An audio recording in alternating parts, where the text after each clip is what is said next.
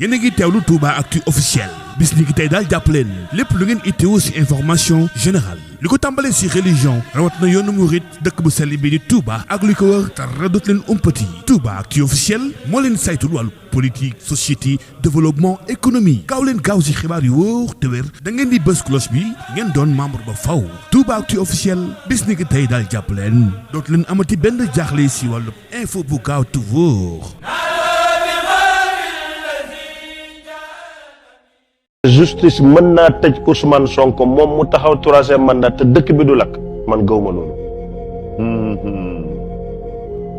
gis nga buur su nguuram di waaj a jeex da ngeen koy wax dëgg waaye su nguuram di saxit da ngeen koy wax dëgg président benn nit la mënta nekk fépp maa ngi koy xamal ne bëri na ci léegi président Macky Sall mu gën a naqaree faral Sénégal président boo demee ba sa réew moo jiite ku la fa tàccu am problème y a des problèmes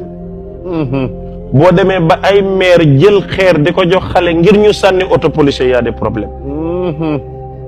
Ousmane Sonko ànduma ak moom démb ànduma ak moom tey te duma ànd ak moom fekk nekkul président bés bu ko doonee nag buy ndekki woo ma dem ñu toog ñu ndekki mais dama wax ma ne gëw ma politique waaye yàlla def na ndaw ñi bëgg ko def na si yaakaar ni ndaw ñi yaakaar neen ko bam jaral leen sa bakkan te ndaw ñi ñooy alalu Sénégal ndax ñoo ëpp ci mag ñi buñ demee bam jaral leen dee nag Macky Sall moo wax ma dégg mu ne am na ay dossiers yoo xam ne ci réew mi moo ciy teg cuncum ngir bëgg réew mi jàmm am tamu bañ a tàkk maa ngi koy wax ne moom mi ko wax boo mag na jël cuncum boobu noonu teg ko ci dossier bii ngir bëgg doomi réew Sonko mënta tëdd kaso mu dem 3e mandat te réew mi du tàkk ci suma xalaat nag ak suma gëm-gëm neewuma réew mi day tàkk ndax luy tàkk ak lu du tàkk du suma affaire taman du ma taal bugguma it kenn taal